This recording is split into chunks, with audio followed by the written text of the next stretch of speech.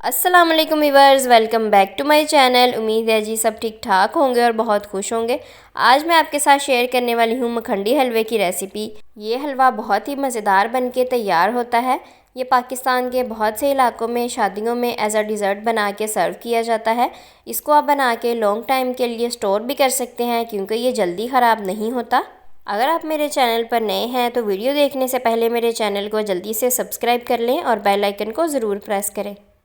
मखंडी हलवा बनाने के लिए मैंने इस तरह लेवल किए हुए 2 कप सूजी के लिए हैं। इसको मैंने पहले ही छान के अच्छे से साफ़ कर लिया है ताकि अगर इसमें कोई इम्प्योरिटी वगैरह है तो वो निकल जाए और सूजी अच्छे से साफ़ हो जाए। सूजी को भिगोने के लिए मैंने यहाँ 2 कप दूध लिया है। आप कच्चा दूध भी इस्तेमाल कर सकते हैं, बॉइल्ड भी यूज़ कर सकते हैं, लेकिन आपने एक बात का ख्याल रखना है कि जिस दूध में हमने सूजी को भिगोना है वो फ्रिज का ठंडा दूध नहीं होना चाहिए। आप रूम टेम्परेचर का दूध भी इस्तेमाल कर सकते हैं या थोड़ा सा नीम गर्म भी हो तो भी यूज़ कर सकते हैं। चलें जी, दूध को हम सूजी में शामिल करेंगे और इसको चम्मच की मदद से अच्छे से मिक्स कर लेंगे। सूजी को आप ओवरनाइट भी सोक कर सकते हैं, लेकिन अगर आपके पास टाइम कम है तो आपने मिनिमम इसको 2 आवर्स के लिए ज़रूर सोक करना है। अगर आप ये हलवा सर्दियों में बना रहे हैं तो आप सूजी को सोक करके रूम टेम्परेचर पे भी छोड़ सकते हैं, लेकिन अगर आप ये हलवा गर्मियों में बना रहे हैं तो आपने इस बात का ख्याल रखना है कि सूजी को सोक करके फ्रिज में लाजमी रखें, क्योंकि गर्मियों में चीज़ बहुत जल्दी ख़राब हो जाती है। इसलिए ये ख़राब ना हो, आपने इसे बचाने के लिए इसको फ्रिज में ही सोक करके रखना है। चलें जी, अब हम इसको कवर करके 3 से 4 घंटे के लिए साइड पे रख देंगे। हलवा बनाने के लिए मैंने 2 कप लेवल की हुई शुगर ली है। जिस कप से हमने सूजी के मेजरमेंट की थी उसी कप से हमने शुगर की मेजरमेंट की है। जितनी आपने सूजी लेनी है शुगर की क्वांटिटी भी उतनी ही रखनी है। थोड़ा सा मैंने देसी घी लिया है, इसमें से तकरीबन 2 to 3 टेबलस्पून ही मैं यूज़ करूँगी। आप चाहें तो सारा हलवा देसी घी में भी बना सकते हैं। 1 कप मैंने घी लिया है। आप चाहें तो सादा घी भी इस्तेमाल कर सकते हैं, देसी घी भी इस्तेमाल कर सकते हैं, लेकिन आपने ऑयल का इस्तेमाल नहीं करना क्योंकि हलवा जात का टेस्ट ऑयल में बिल्कुल भी अच्छा नहीं आता। इसलिए अगर आप सादा घी इस्तेमाल कर लें तो भी बेस्ट है, अगर आप देसी घी इस्तेमाल कर लें तो बेस्टेस्ट है। थोड़े से मैंने बादाम लिए हैं, आप अपनी मर्ज़ी के कोई भी ड्राई फ्रूट्स ऐड कर सकते हैं। 4 अदद मैंने इलायचियाँ ली हैं।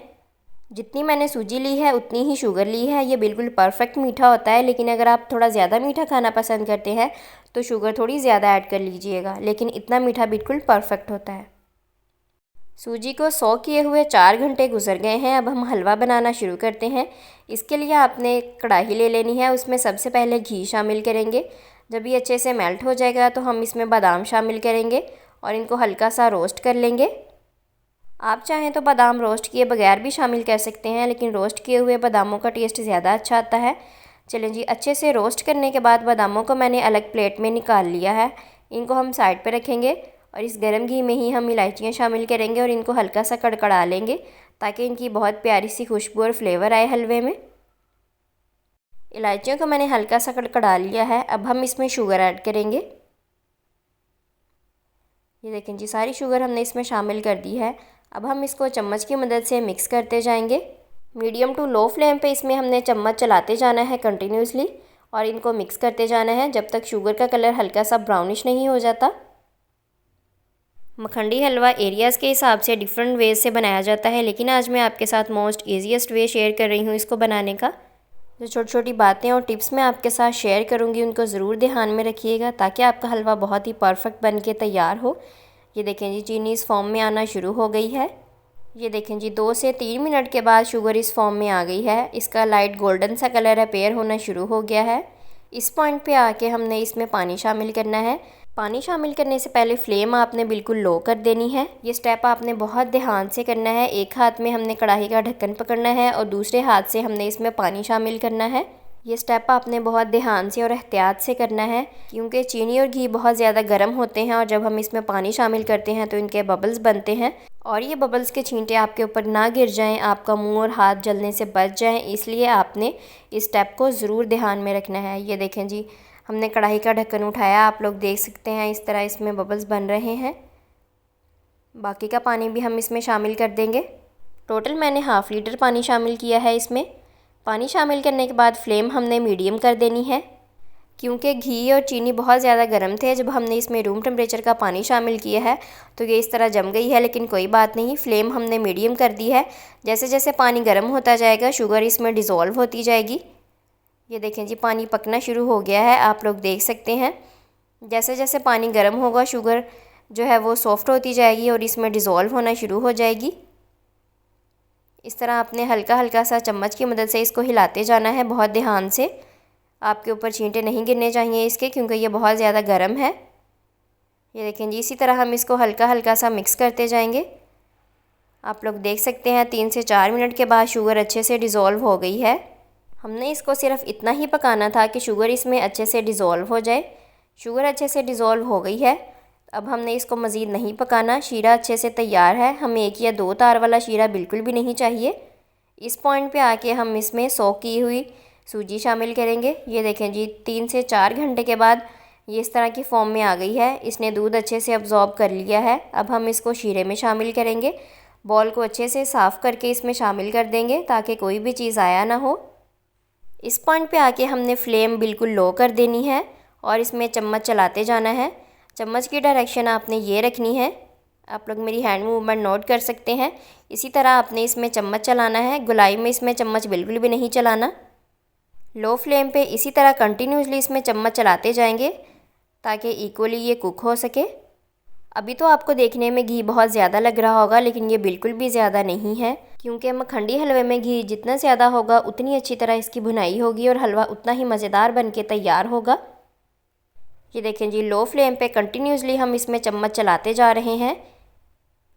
आप लोग देख सकते हैं ये थिक होना शुरू हो गया है। आपने इसी डायरेक्शन में इसमें चम्मच चलाना है, सर्कुलर मोशन में इसमें चम्मच बिल्कुल भी नहीं चलाना।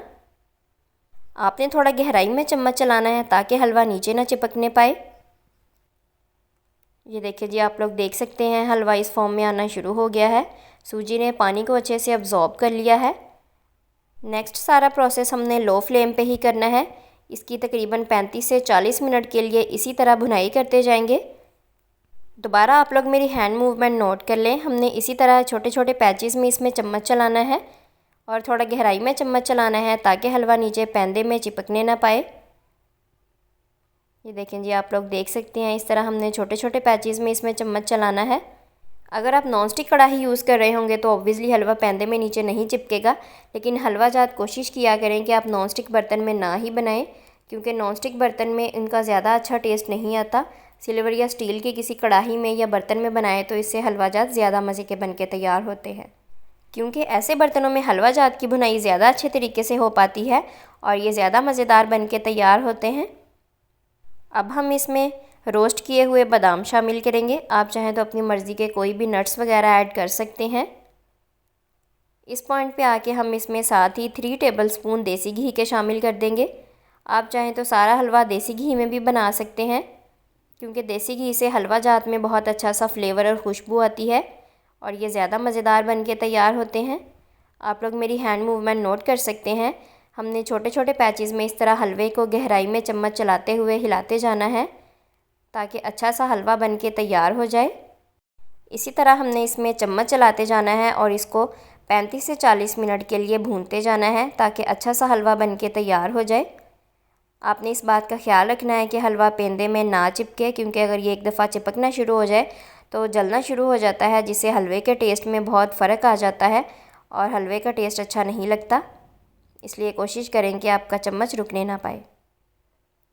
ये देखें जी माशाल्लाह 35 से 40 मिनट के बाद हमारा मज़ेदार सा मखंडी हलवा बन के तैयार हो गया है। फ्लेम मैंने ऑफ़ कर दी है। आप लोग मेरी कढ़ाई को देख सकते हैं। इतना अगर हलवा साथ चिपक भी जाता है तो ये नॉर्मल है, लेकिन अगर इससे ज़्यादा चिपकता है और जलना शुरू हो जाता है तो बाकी हलवे का टेस्ट भी सही नहीं रहता, ख़राब हो जाता है। ये देखें जी हलवे को मैंने डिश आउट कर लिया है। आप लोग देख सकते हैं ये कितना खूबसूरत और मज़ेदार लग रहा है। मखंडी हलवे की बहुत ही सिंपल और आसान सी रेसिपी मैंने आपके साथ शेयर कर दी है। इसमें बहुत ज़्यादा कोई इंग्रेडिएंट्स का मैंने इस्तेमाल नहीं किया। आप आसानी से इसको घर पे बना सकते हैं और स्टोर कर सकते हैं। जैसा कि हम सब जानते हैं आगे विंटर सीज़न आ रहा है, तो आप इसको विंटर्स में बना के एंजॉय कर सकते हैं, क्योंकि अगर हम इसमें ज़्यादा देसी घी का इस्तेमाल करें तो ये बहुत बेस्ट रहता है सर्दियों के लिए। इस हलवे को बना के आप रूम टेम्परेचर पे भी रख सकते हैं, फ्रिज में भी रख सकते हैं। अगर आप इसको रूम टेम्परेचर पे भी रहने देते हैं तो इससे भी ये ख़राब नहीं होता, लेकिन आपने इस बात का ज़रूर ख्याल रखना है कि जब भी आपने हलवे को निकालना है तो आपने इसमें गीला चम्मच इस्तेमाल नहीं करना। ड्राई चम्मच ही इस्तेमाल करना है, क्योंकि जब भी इसको पानी वाला चम्मच लगेगा ये ख़राब हो सकता है। अगर आपने पहले कभी ये हलवा नहीं खाया तो मेरी इस रेसिपी को ज़रूर ट्राई करें और हलवे को बना के ज़रूर ट्राई करें और मुझे कमेंट्स बॉक्स में अपना फ़ीडबैक देना मत भूलें। अगर आप मेरे चैनल पर नए हैं तो जल्दी से मेरे चैनल को ज़रूर सब्सक्राइब करें और बेल आइकन को प्रेस करना मत भूलें। मिलते हैं अगली रेसिपी के साथ, तब तक के लिए अल्लाह हाफिज़।